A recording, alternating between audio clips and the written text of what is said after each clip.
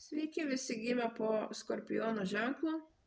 Pasižiūrėkime laikotarpį nuo kovo 17 iki 23 dienos, kas jūsų laukia. Savaitės perspektyvos, ko vengti ir patarimas jums.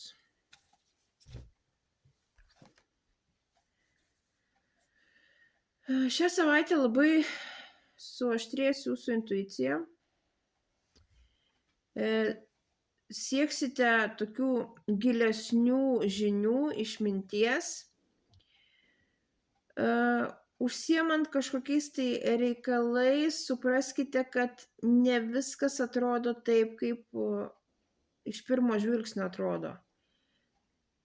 Situacijose gali būti tokių užslėptų dalykų, kurių jūs šiuo metu negalit pamatyti. Taip kad visada būkite budrus. Ko vengti? Venkite iliuzijų. Venkite tokio užsisvajojimo, užsiskraidimo padebesiais. Ir patarimas jums,